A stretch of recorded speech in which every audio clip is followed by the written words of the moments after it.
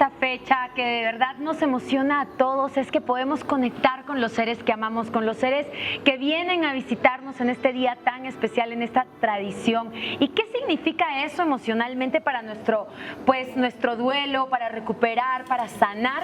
Para eso hemos invitado al experto, él es Alejandro Lira, ya lo conocen, neuropsicólogo, que nos va a venir a hablar de las emociones que dan vida. Y además que se ha venido muy guapo, disfrazado, también caracterizado de psicólogo golpeado. ¿Por qué habrán golpeado al psicólogo? Oye, una pregunta. Recién venido. Neuropsicólogo loco. Neuropsicólogo loco, muchas gracias. Una dicen por ahí que los muertos se van cuando los olvidamos. Así es. Que se mueren cuando los olvidamos. Así Entonces, es. qué importante es recordarlos y tenerlos presentes en nuestra memoria.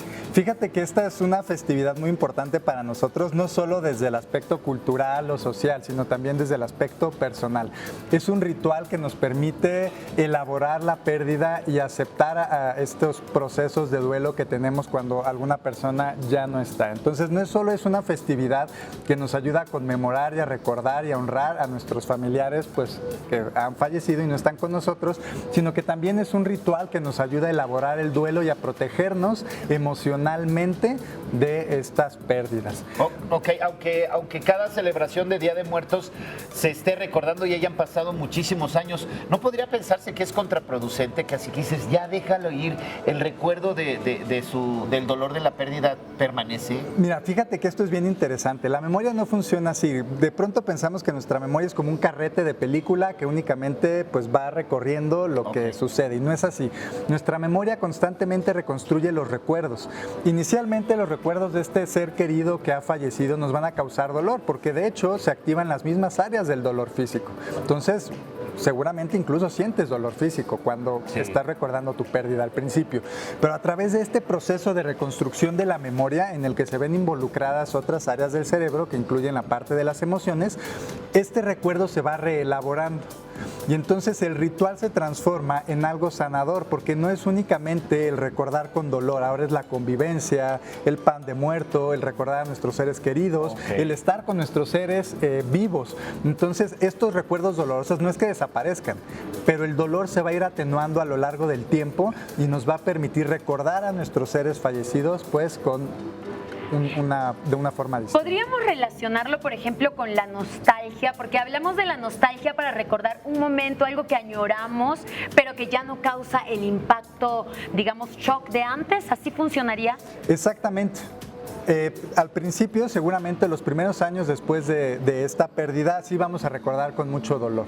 Pero conforme vamos elaborando la misma, se va a ir transformando este dolor incluso físico en más bien una nostalgia, vamos a recordar, pero vamos a mantener vivo este amor o este cariño que le teníamos a la persona, ¿no? Y vamos a ir recordando más estos aspectos positivos que este dolor de que se fue, exactamente. Entonces, por eso es que este ritual del Día de Muertos es tan importante, porque nos permite sanar como seres humanos las pérdidas que hemos tenido e ir reelaborando este duelo y esta pérdida para transformarlo en algo positivo y en un recuerdo más positivo. Qué bello. Entonces se va transformando el dolor, pero ¿hasta qué punto o en qué momento es sano y hasta qué punto ya es preocupante?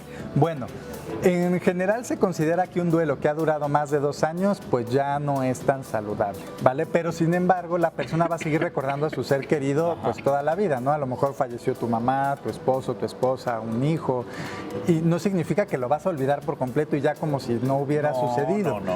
Pero significa que ya no vas a sentir ese mismo dolor que tenías y ya no vas a estar aferrado. El duelo va a tener diferentes etapas y cuando llegamos al final y podemos resignarnos a la pérdida que sufrimos, vamos a poder recordar sin tener que estar sufriendo ese dolor de la misma manera. Claro, no sería, entonces, yo pienso, ¿verdad? Porque no me ha tocado todavía, que cuando tienes una pérdida y es reciente y es la celebración del Día de Muertos, es mucho más fuerte esa situación, ¿no? Así es, al principio va a ser mucho más fuerte y conforme pasen los años va a ir siendo cada vez pues, más fácil y más manejable. Ajá. Y algo importante, como parte del ritual que vemos, por ejemplo, las flores, pan de muerto, dulces, una de las mejores formas de recordar a nuestros seres queridos es a través de los sentidos.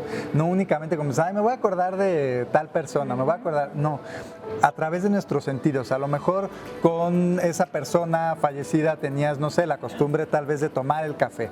Y entonces cuando tomas el café vas a tener o vas a revivir este recuerdo que era estar con esta persona. Entonces, por eso de pronto, ¿qué hacemos con el altar de muertos? No sé, ponemos los cigarros del abuelo, porque al abuelo le gustaba fumar ese tipo de cigarro, o le gustaba cierto tipo de tequila, entonces le ponemos su tequila.